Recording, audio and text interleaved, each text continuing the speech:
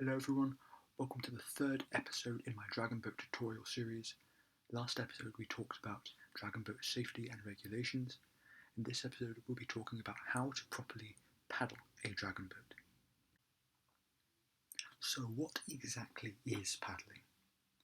Well, Dragon Boat paddling is the most essential part of the sport, and it's the singular action that most members of the crew will perform in. There are three key skills which are associated with paddling, and these are handling the paddle, drawing power while you paddle, and timing with the rest of the team. I'll be exploring all three of these skills within this video. Another thing I'd like you to be aware of is what paddling is not. Now, many people try to use the terms rowing and paddling interchangeably, but this is inaccurate, and it's a common misconception that paddling and rowing are the same thing. Rowing, like the rowing in crew rowing, has oars which are attached to a fixed point on the boat. However, in Dragon Boat, these fixed points do not exist, and moreover, the shape of the oar and the way it is handled is completely different. Hence, Dragon Boating involves paddlers, not rowers. This is a very, very important distinction that is often overlooked. Now, the first key skill of paddling in Dragon Boat is how to handle the paddle. Now, paddling should be handled with your hand that is opposite the side that you happen to be paddling on. For example, if you are paddling on the right side of the boat, the top hand, which goes on the handle part, which you can see in the accompanying image, should be your left hand. The forehand should be approximately one fist length up from the paddle, as indicated on the red marker in the image. Now, this is important because when you put your handle in the water, you need to make sure that your forefist, is touching the water surface. This ensures that with each stroke you are using all of the available space of the paddle. And remember that as you are paddling, the lengths of your arms should be extended all the way, and your joints should be locked in your shoulders and your elbows. Now, it's critical that you do this and use all of the available space of the blade to ensure that the boat travels with as much efficiency as possible.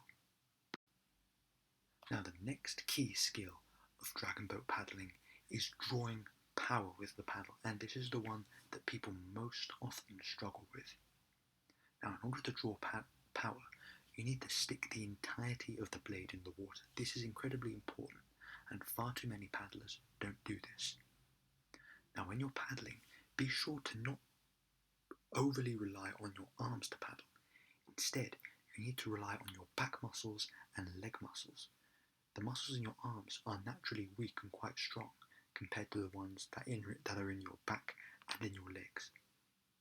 Now try to remember the idea of having 7 levers: your legs, your knees, your hips, your back, your shoulders, your arms, and your hands, all moving in the order that you see on the screen.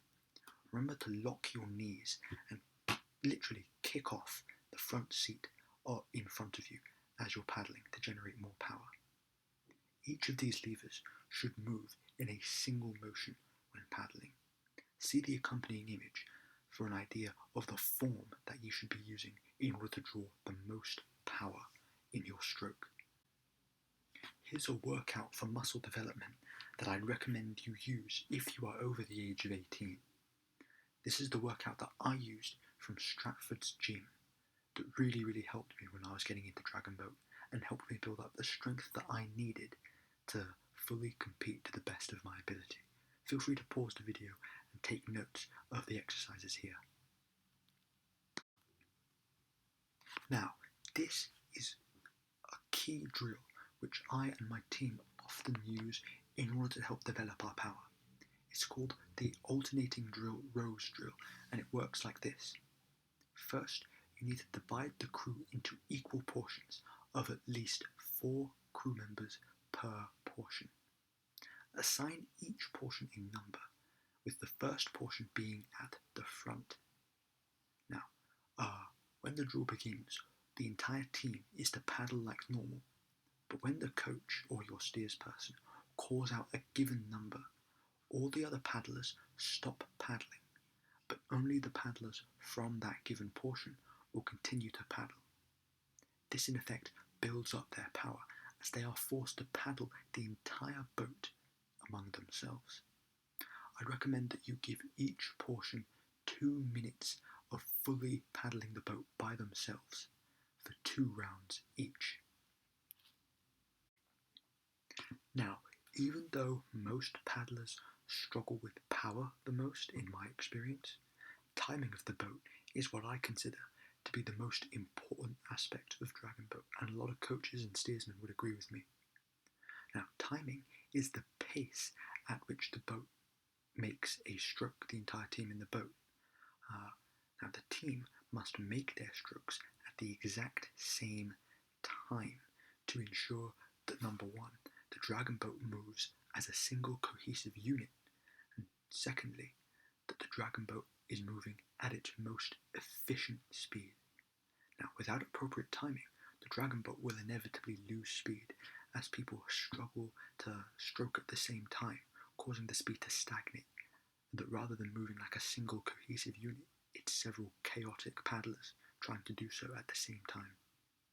Now, the timing of the boat is set by the drummer and the paddlers in the front of the Dragon Boat.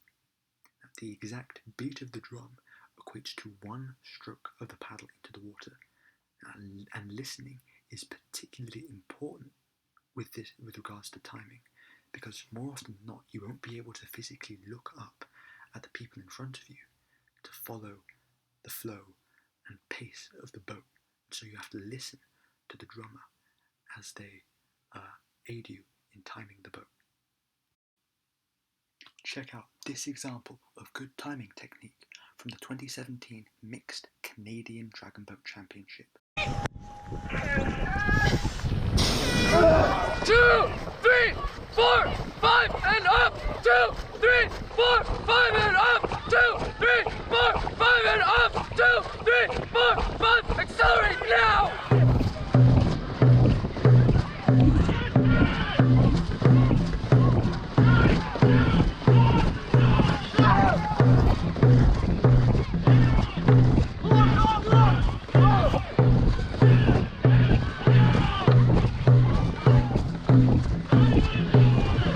How bad do you want it?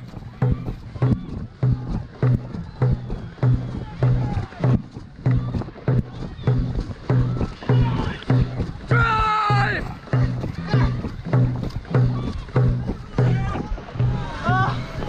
Woo! Yeah! Go! Good race, guys! Go!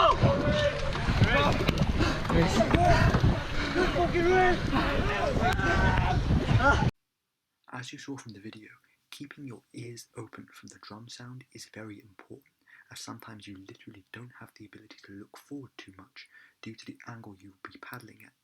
You also have to keep your ears open for the instructions of the coach. Now, the aim of this drill is simple. First, you need to have the team assume the paddle ready position, with your top hand high and your bottom hand at the bottom with the blade fully in the water. The drummer will then beat the drum once. The team will then paddle in unison and then return immediately to the paddles up position. However, the drummer would then pause between beats for up to around 5 seconds is what I'd recommend for you. And then they drum again, where the team will then pull forward and then immediately return to the position. This also helps build up back and arm strength for the entire team. And then I'd recommend you continue doing so until the team is consistently able to row the boat in time. And that wraps up the video. Just to remind you before I sign off, the 3 skills of dragon boating are: number 1, handling the paddle; number 2, drawing power with each stroke; and number 3, timing with the rest of the team. If you can master these 3 things, then you'll be an excellent paddler and crew member. Thanks for watching once again, and join us next time when we talk about dragon boat steering.